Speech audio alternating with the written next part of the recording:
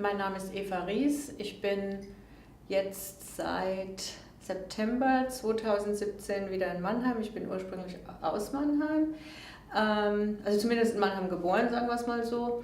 War aber dann, ja, ich würde sagen, fast 25 Jahre jetzt in den USA. Die Art und Weise, wie ich Networking betreibe, ich mache es halt gerne von Angesicht zu Angesicht, face to face. Ich mache nicht gerne irgendwelche Mails schreiben oder Facebook-Dinger schreiben und sagen, hallo, ich bin die so und so, können wir mal, was weiß ich was, was wollen die eigentlich? Man muss sich ja dann sowieso verabreden, sich mal kennenzulernen, also was soll das dann? Ja? Ich bin auch immer noch eher die Person, die zum Telefon greift und jemanden anruft, weil ich außerdem auch der Meinung bin, in dem Moment, wo du das Gegenüber am Telefon hast, kann man auch sofort viele Sachen klären, die man im Schreiben gar nicht klären kann oder die missverständlich sind. Weil du hörst aus der Stimme des anderen eine gewisse Nuance raus. Also ich finde, psychologisch ist ein Telefonanruf auf jeden Fall besser. Wenn man sich nicht face-to-face sehen kann, ist es auf jeden Fall besser als irgendeine geschriebene Nachricht.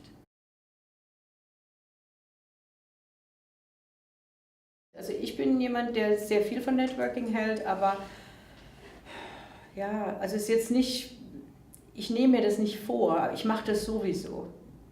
Also für mich ist es wie soll ich sagen, für mich ist es keine Aufgabe, die unangenehm ist. Ich habe auch gar keine Angst vor Networking, weil ich mache es sowieso.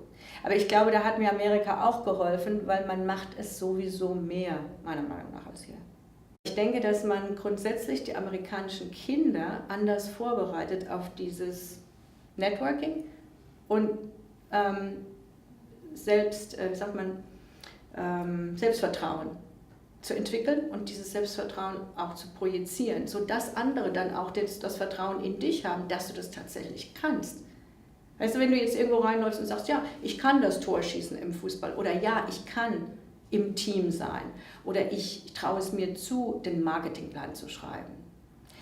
In Deutschland ist oft so die Grundeinstellung, ich bin mir nicht sicher, vielleicht auch nicht.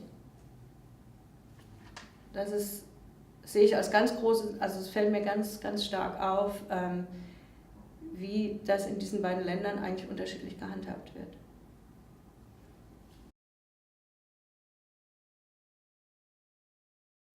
Also Herausforderungen gibt es mit Sicherheit schon im Networking, obwohl mir jetzt kein einziger Fall einfällt, wo ich jemanden nicht kennengelernt habe, den ich wirklich kennenlernen wollte, weil ich immer irgendwie einen Weg gefunden habe, an den dran zu kommen. Ich bin da allerdings auch sehr kreativ. Ich bin dann, wie soll ich sagen, auch so ein bisschen besessen von der Idee. Das heißt, ich arbeite mich dann so rein, ich würde fast sagen wie so ein Ermittler, ja. Ich gehe das Thema von allen Seiten an und überlege dann, wenn ich jetzt durch den Weg nicht drankomme, vielleicht weiß der so und so etwas und vielleicht können wir dann, also ich wüsste jetzt keinen einzigen Fall, wo ich gesagt hätte, ich hätte jetzt aufgegeben und irgendjemanden nicht kennengelernt, also den ich jetzt wirklich, wirklich kennenlernen wollte. Also entweder es war nicht so wichtig und ich habe gesagt, sei es drum, oder ich habe halt alle Himmel und Hölle in Bewegung gesetzt oder jeden Stein umgedreht, um dahin zu kommen.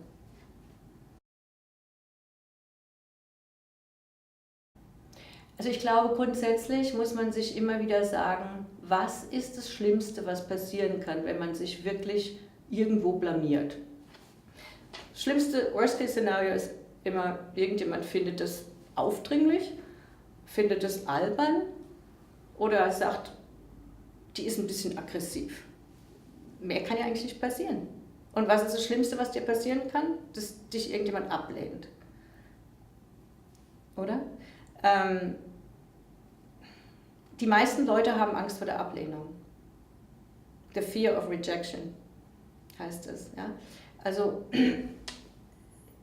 klar, jeder möchte gern angenommen werden, jeder möchte auch gern beliebt sein, aber Ich meine, außerdem muss man trennen, ist es eine persönliche Ablehnung? Jemand lehnt dich ja nicht persönlich ab, wenn du im beruflichen Networking bist. Lehnt er dich ja nicht als Mensch ab oder als Frau, sondern er lehnt dich ja höchstens ab, weil er im Moment mit was auch immer der Idee, mit der du kommst oder mit was für einem Anliegen, mit dem du kommst, nichts anfangen kann. Aber das ist ja keine Ablehnung von dir als Person, sondern nur von der Sache. Und das muss man, glaube ich, einfach mental trennen. Man muss vielleicht auch selber sich das schönreden und einfach sagen, hey, das macht doch Spaß. Ja.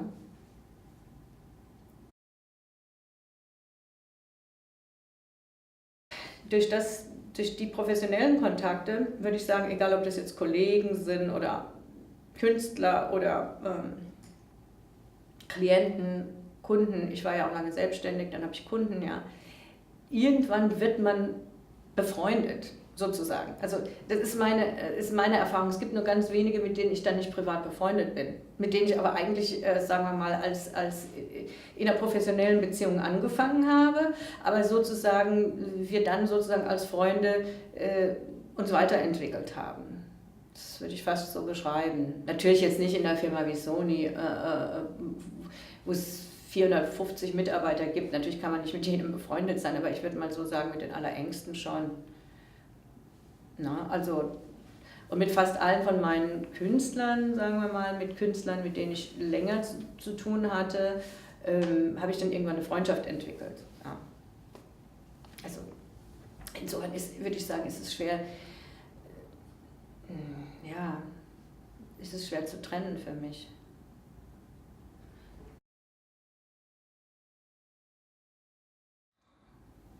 Ja, also ich weiß es nicht. Vielleicht bin ich da auch die Falsche zu fragen, weil ob sich da was verändert hat, weil ich immer noch auf die alte Methode mein Networking betreibe. Also ich kann gar nicht sagen, dass ich da einen wahnsinnigen großen Unterschied feststellen kann.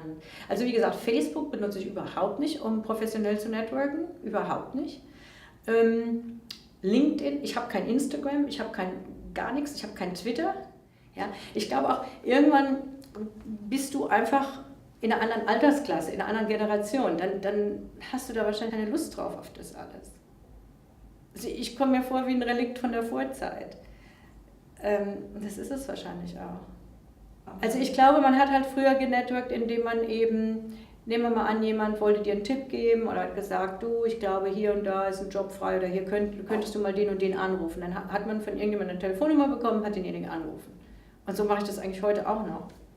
Ich glaube, also ganz ehrlich, dass wenn man sich das mal ganz, ganz nüchtern anschaut, dass dieses sozusagen Online-Networking ja nur dazu dienen kann, dass man sich zu einem richtigen Treffen verabredet. Und dann trifft man sich und dann tauscht man sich ja im Prinzip aus. Und wer einem dann nicht sympathisch ist, ich glaube auch nicht, dass man mit dem dann weiter networkt. Und wie willst du denn das alles online machen? Du kannst doch die Person gar nicht einschätzen. Und gerade auch, was ich halt so schlimm finde, ist, dass in der Musikindustrie natürlich auch viele so Möchtegern-Leute unterwegs sind. Und du kannst ja dieses Möchtegern-Getue ja nicht von dem Echten unterscheiden, wenn du keine Chance hast, diese Person zu treffen. Also ich jedenfalls könnte es nicht. Denn in der Online-Darstellung ist ja jeder Supermann und Superfrau. Da ist ja auch so viel gefälscht und geschönt, dass im Grunde genommen du ja, wenn du wirklich also Wert legst auf diese Beziehung, ja gar nicht drum herum kommst, die Person also von Angesicht zu Angesicht zu treffen.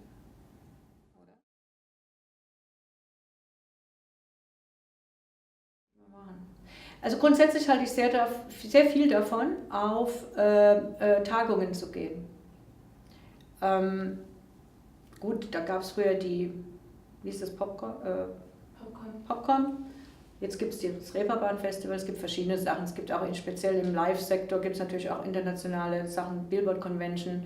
Diese ganzen Sachen sind wichtig, meiner Meinung nach, weil nirgendwo kriegst du so viele Leute, die etwas zu sagen haben, Entscheidungsträger, wie bei diesen Conventions. Und vor allem, du kannst dir ja in aller Ruhe, selbst wenn du selber noch nicht groß irgendwas gemacht hast oder ein bisschen ein unbeschriebenes Blatt bist, kannst du dir in aller Ruhe die Vorträge dieser Leute anhören, also der Menschen, die bereits etabliert sind in der Branche oder die ja, Executives in irgendwelchen Positionen sind, kannst du in aller Ruhe anhören, was die so erzählen über Online-Marketing, über Live-Business, was auch immer die machen, Musik-Publishing.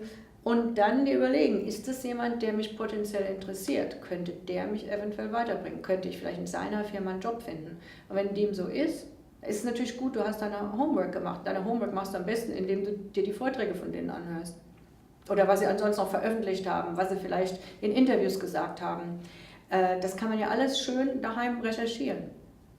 Und dann kann man auf diese Leute zugehen und man geht nicht hin wie ein Trottel, sondern man geht hin wie jemand, der tatsächlich schon etwas weiß. Also das ist mit Sicherheit das, was am meisten zum Erfolg führt. Und das ist auch gut investiertes Geld. Meistens sind diese Messen oder Conventions oder Branchentreffs recht teuer. Ja? Also beispielsweise jetzt Reeperbahn Festival, wenn man das alles mitmachen will, das kostet glaube ich 240 Euro. Aber ich denke, dass dieses Geld sehr gut investiert ist. Das ist eine sehr gute Investition, denn du kriegst massenhaft zurück. Und man lernt auch oft Leute in einem zwanglosen Umfeld kennen, wie zum Beispiel abends bei den Showcases oder bei den Konzerten. Da stehen ja so und so viele Musikmanager im Raum, neben dir oder hinter dir oder sonst wo. Und da muss man halt auch ein bisschen aus sich rausgehen und sagen, hallo, ich bin so und so, wer bist du? Und dann kommst du schon mit den Leuten ins Gespräch, mit den Nachbarn. Und ich denke, so entwickelt sich halt irgendwas. Also für mich war das am Anfang sehr, sehr wichtig, zu diesen Dingen zu gehen und präsent zu sein.